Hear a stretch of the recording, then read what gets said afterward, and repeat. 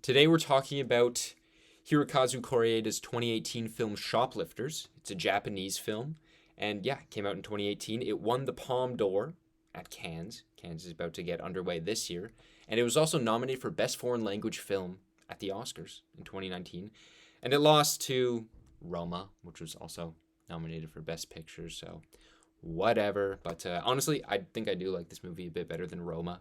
This is a slice of life movie about a family of shoplifters who are just trying to get by in the streets of Japan, and they have each other in their one house, and that's kind of just like their own world that they live in. And even though they shoplift, it's just the relationships that are built with each other and a few outsiders throughout the movie that just make us fall in love with this family. And yeah, it's initially, let me just say, I really did like it. I loved it. I thought it was great. And I didn't know what to expect, honestly. Again, I went in, like I do with most movies nowadays, didn't look up any trailers, maybe heard a log line once or twice, or saw a few images, a poster, things like that. But I didn't know too much. Didn't know if it was like a comedy or like even a suspense movie, but no, it was a slice of life. I was pleasantly surprised. So, before we get into it, I just want to say that I just watched the trailer after watching the movie. And I think that the trailer does reveal a few things that, like what happens in the end, reveals that this family eventually gets caught. But I think that because it's in the trailer, it's interesting that it's kind of implemented in the movie when I'm watching it that I know that's going to happen eventually. It's inevitable. And it seems like the family knows that it's inevitable. They're going to get caught as well. And the trailer really just shows the plot of the movie. So if we're separating plot from story, the plot is literally just the events that happen. And the catalyst of everything happening in this movie is that they find a little girl named Yuri, and then they take her into their house and kind of just adopt her. They kidnap her. They really do. I was watching it and I was like, yeah, that is a kidnapping, but like for good reasons, taking her away from an abusive family. But that really is just the plot of the movie, and there's so much other story, so many other connections between these characters. Like each of the intermingling relationships between each of these characters and each other are so much more important than the plot. The plot is just a device that's used to have these relationships flourish and be shown to the audience. So that's why I think that trailer is a bit better than most trailers out there, but still, I think going in blind is just always my favorite thing to do, and I'm very happy that I did it here. So before we talk about it a bit more, the director Koreeda, he's done many films in his extensive career that I have not seen any of them, but a few of them are named Like Father, Like Son, Our Little Sister, After the Storm, The Third Murder. Movies, each of them, they came out here. I'm looking at this list here. Like Father, Like Son, 2013. Our Little Sister, 2014. After the Storm, 2016. The Third Murder, 2017. Shoplifters, 2018. This guy's rapid fire shooting out movies, and I respect that. And I think with his style, it just works for him because his style is very low key. There's a lot of long takes, but in each of the long takes, it's so detailed with the mise en scène and just other characters doing everything in those long takes. Like they're wide. Like the most memorable shots in this movie are the wide long takes in the house of them like eating. Maybe two people are having a conversation. Somebody's doing something over here. Things like that. And yeah, that's the reason why he can probably just pump out all these movies. And they're all just so...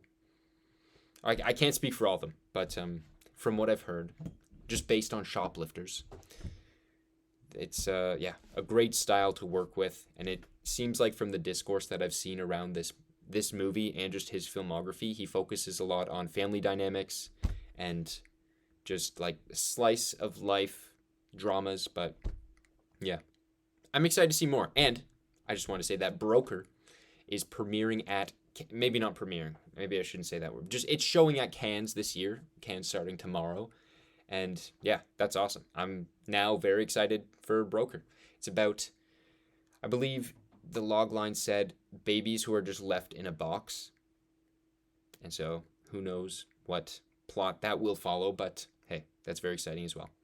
In his filmography, he also had a few documentaries, and I think that because he has a background in documentaries, his style kind of comes through where it's like these people doing these natural things in these like spaces that they're used to, and he just knows how to frame it, how to edit it together, because he does a lot of editing for his movies as well. So yeah, I think that background in documentary probably is just something that translates so well to his style of filmmaking, which is really cool.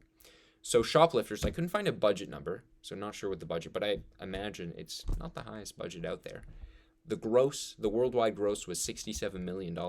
I can't imagine the budget's more than $67 million, and that's really good for them. Domestically, in USA and Canada, made $3 million, so a lot of it being foreign box office. I know China and Japan, of course. So yeah, good for that. And like I said before, won the Palme d'Or, nominated for Best Foreign Language at the Oscars, won a bunch of things at like Berlin, just a lot of festival runs, highly acclaimed, so for good reasons. The film was also shot on 35mm, and it's like, I think every filmmaker would want to shoot on film on 35mm, but like, it's just so expensive. It's such a hassle. And when you see it happen, it's just, gotta respect it. But yeah, so that's a bit of the background of the movie. Now getting into kind of more spoiler territory now. Just want to say, spoiler warning. Sometimes in the past I haven't said it, because I kind of just assume when people go in that, yeah, we're discussing this movie. So yeah, spoilers for Shoplifters. So, where to start? So, Shoplifters, like I said before, it follows this plot of this shoplifting family. They're all just poor, trying to get by. They shoplift their meals. At the very beginning, you have the father and son. They're shoplifting. The son has this like hand gesture that he does every time he shoplifts. He does this thing with his fingers. He does like this with his hand.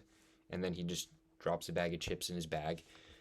I don't know if it's like a signal to somebody or something like that, but it works well because eventually later in the movie we see Yuri doing that, and we know that she's kind of just inheriting these habits from him. What's his name again? Shota, from Shota. So yeah, starts off father and son shoplifting, go back to their family. They're all just living together in this very cramped space. This space, it's like people are everywhere. Shota's just like living in kind of like a cupboard. That's where he sleeps. You don't really know the dynamic of the whole family. Like, are they just like a super poor family that's grown up together? But it's revealed in the end that none of them are actually related. I was thinking about it and I was like, wow, none of them are blood related at all. And that's just, it's such a cool plot element that he works into this movie. So as the story goes along, they find a little girl named Yuri. They find her under a house behind some wall or something. I thought that she was inside and they literally just took her from inside a house. But yeah, they find her and takes her home. And they take her home. And they're like discussing like, oh, should we bring her back? And she has like scars on her arms, stuff like that. And they're like, no, maybe in the morning. But then I think that night, did they go in the morning or at night? No, they went at night. And they were walking up to the house and they hear the mother and father screaming about how they never really wanted a kid. And they don't say much. They just stand there. One of them, who is it? Nobuyo. She holds Yuri and just, that's that. Okay, we're not bringing her back. She doesn't deserve that life with that abusive family. So they take her home. And we kind of just get introduced to the family dynamic, how they're really hard off. The father has this construction job. Eventually, he breaks his leg. I think he broke his leg or his ankle at one point. And then the mother, she had this job at like some clothing facility. She was ironing, I think, a lot of shirts, just preparing some fabric. And it was between her and one other girl. And she got laid off because the other girl knew her secrets and, yeah, blackmailing her. Not cool. And so, yeah, we just see all these ways that they're just struggling to get money. They have to shoplift to live, but they're still in good spirits.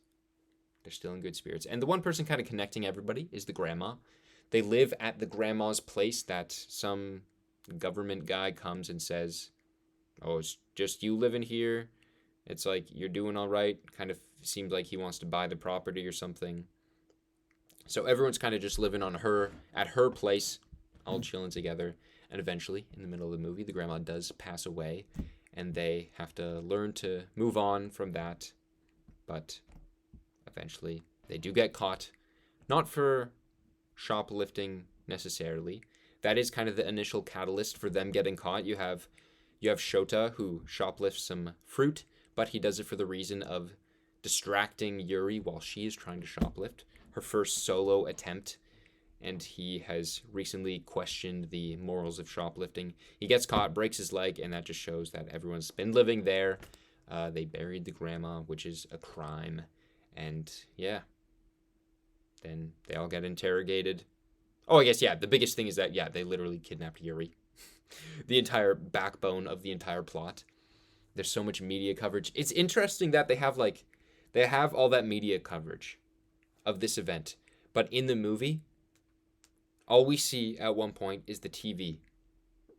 We see the TV of the news saying that this little girl has gone missing. And then throughout the rest of the movie, they give her a haircut, change her clothes. They even go to the beach. Like, throughout the movie, from that point of seeing it on TV to maybe the mom's co-employee saying that she would blackmail her, to then near the very end where the reporters come when Yuri is finally taken back to her old family, there's no mention of it, really. I mean, not no mention. There's no, like, outside world force stopping them from having her in the family, which is interesting because, yeah, it really just focused on building the bond between them and her and making it feel like she belongs there. And I remember when all those reporters came, talked to the people, I don't know, the cops or the detective or whatever, child care services. One of the questions was like, oh, what did she have for breakfast? Or was it their parents? Maybe that was it. Maybe they were talking to the parents. It's like, what'd you feed her for breakfast? It's like, oh, what kind of question is this? Are you going to go up to like a sports player and be like, good morning. What position did you sleep in last night? Please tell me. What did you eat for lunch? Sure. But alas. So that's kind of just a rundown of the story, the plot. But each of the characters, their dynamics between each other are what makes the movie what it is. So the characters, we have Osamu. He's the father, played by Lily Frankie. That was the first name in the credits. And of course, Lily is traditionally a girl's name. I was like, who's Lily Frank? Why? I thought the credits were going to be in Japanese, and then they weren't, and I was surprised. But alas, he was great. He was incredible. He was just like, I think he was the standout for me. He was kind of the main character. Okay. I regret saying, like, nobody's the main character. They're all the main character. Let's just establish that. He's kind of just like, we see him right at the beginning, and he's just so used to this lifestyle. The way he portrays it is just like it's so lackadaisical. Oh yeah, he shoplifts.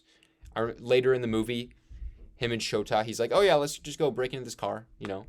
He does everything so just like chill and calmly.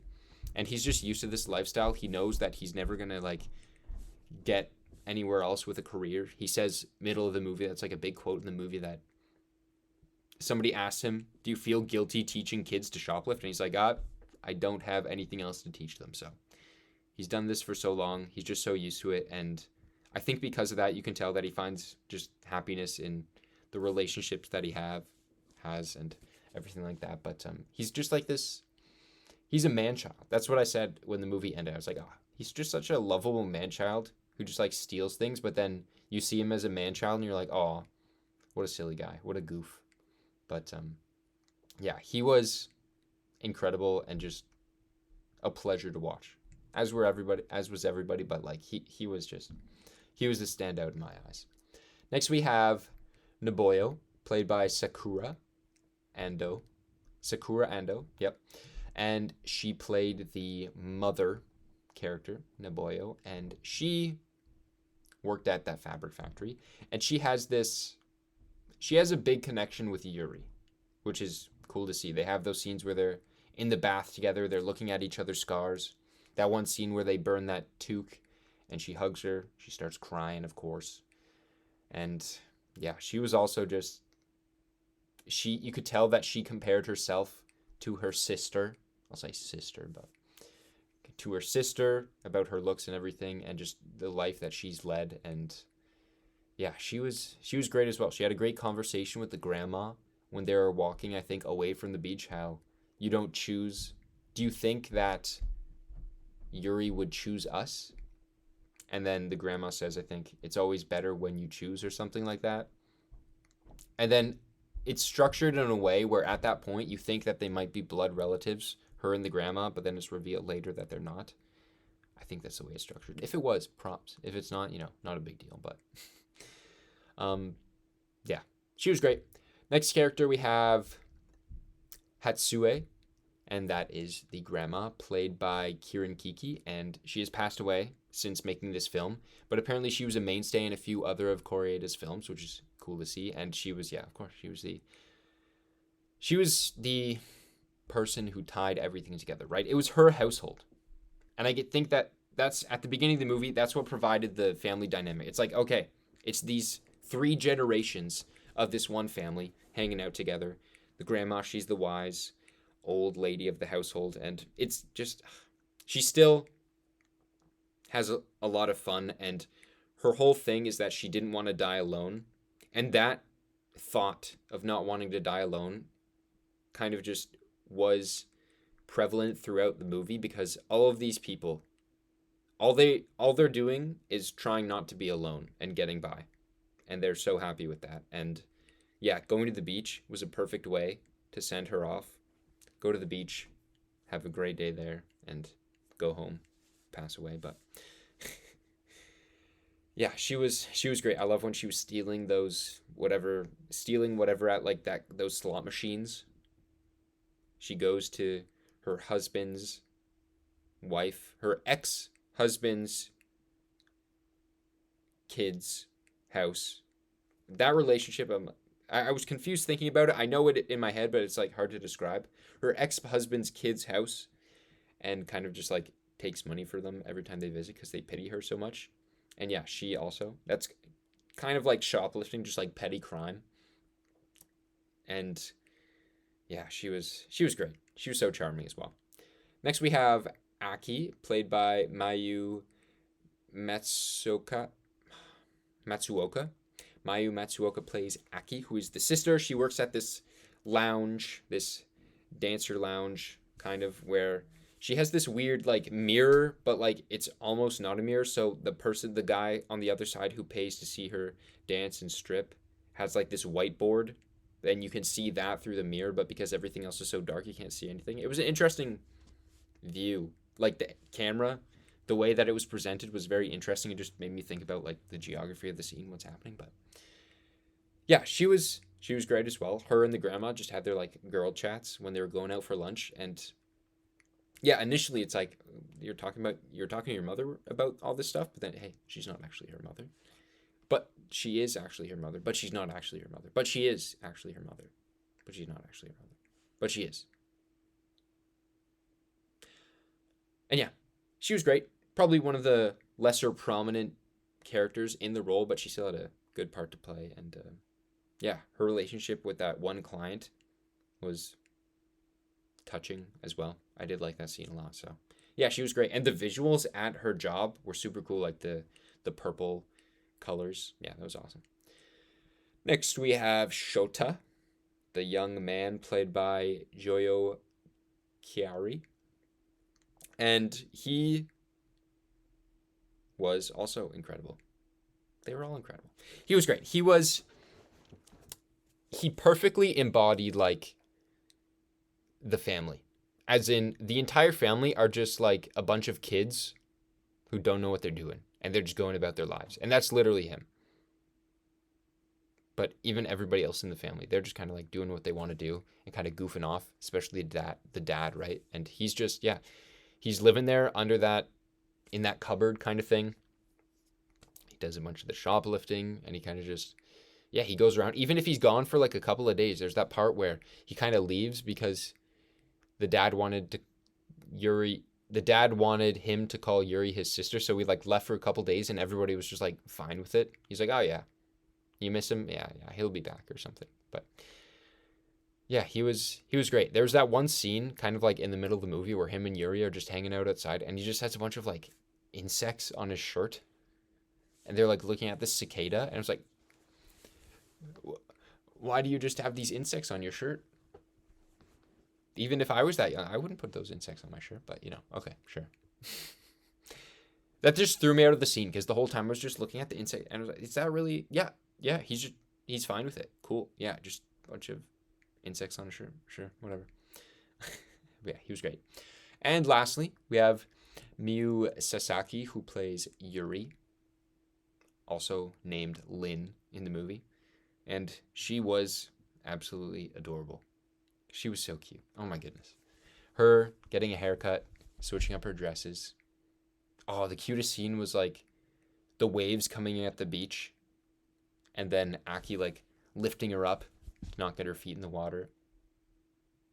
She was so good. She was the perfect fit for this family. Because all of these family members, even Shota to a certain point, feel very, I don't want to say mature because the entire family is pretty immature. They feel very established, and just having this even more innocent character come into play, kind of blow everything up and just show how they raise people. You think to yourself, like, do they just take these innocent people and make them into these shoplifters and these criminals, technically? But it also seems so innocent at the same time. And even if Yuri was with her family, she probably would have had a lot of maybe different problems. Is shoplifting really that bad of a problem? But it's like, it's a weird dilemma that you're presented with at the end of the movie because it's like, yeah, they're kind of just literally conditioning her to start stealing, and that's the life she'll be destined to. But then again, what's the other option, right? But that dichotomy of them being so charming but literally living a life of crime is like, it's something that you question. You can't ever find a correct answer to, but they're doing what they can and they love each other and they stay together. So yeah, I don't know what to say, but some moments in the movie that I just really liked.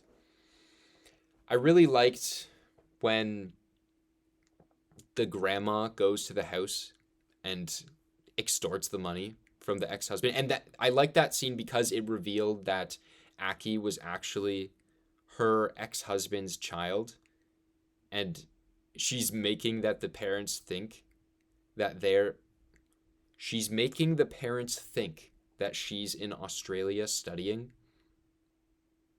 but she's actually just hanging out with her grandpa's ex-wife. That's legendary. And there's just like these subtle moments of comedy. Like at the very beginning where they steal stuff, it's kind of just like, you kind of chuckle a bit when they steal everything.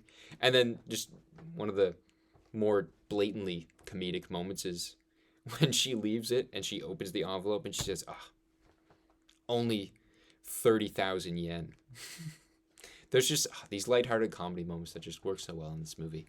And yeah, that was one of them. Really love that. And of course, the beach scene that's like on every poster, or not every, there's that one poster of them in the house, but then there's also one of them on the beach. There's so much of the marketing revolved around that one beach scene. And it is just like, it's such a great scene. It's like beach vacation is just when families come together. I think the reason that I really liked the dynamic of this movie is, one, I didn't know what time period it was set in. Was it contemporary? I wasn't sure. Because of course they're poor. They're not going to have like all the technology that a lot of other people have in the world. They do have that TV, but it seemed a little old. So I couldn't pinpoint on what time period it is. But because of their lifestyle, it didn't matter as much because they don't have all that technology. And it's a little like nostalgic because if you're old enough to think back of when there was so little technology, it's like you just have people in a room together. And vacations are times where you can go out together and do something like, so beach vacation. Beach, they didn't really go on a vacation because it's just like a beach outing, but just like if we take that beach outing symbolizing like a vacation, it's when you have you and whoever goes with you. Me, it would be my family. I have 3 siblings, and we go out on a vacation and we spend our time together there. We have all our meals together. Oftentimes we'll just be together the entire time. But in this movie, it has that one scene, but also when they're at home, they're just always together, right?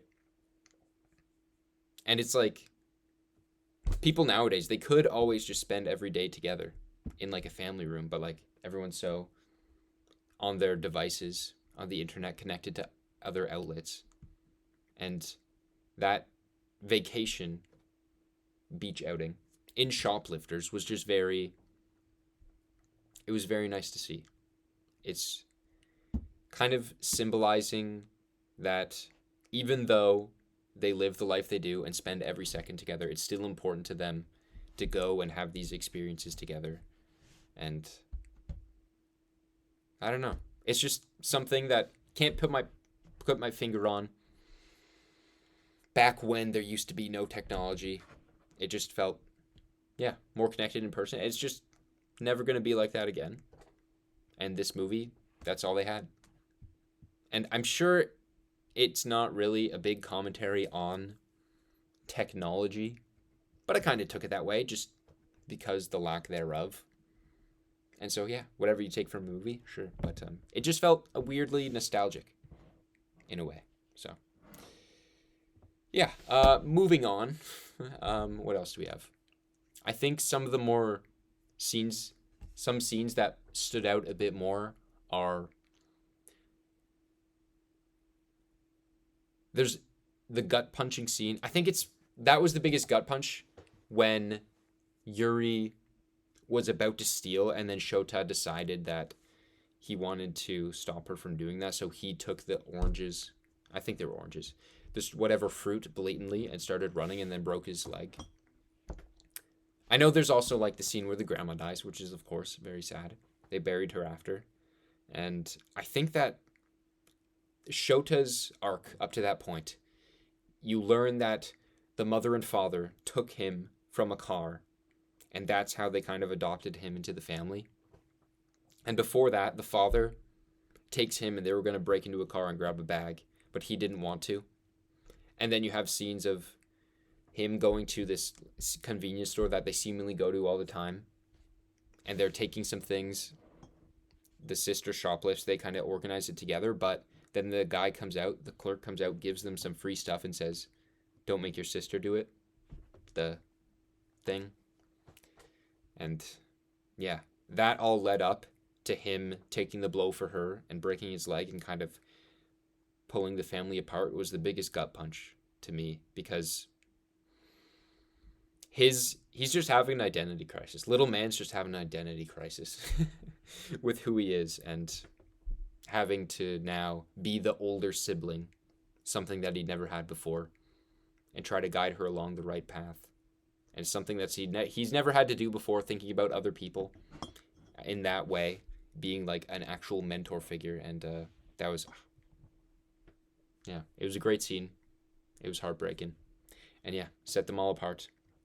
Going back to the mother, the other kind of more sad scene in the movie, I think that her dying and them burying her, it kind of unearthed a lot of things about the family. We learned that the mother and father are not blood related either.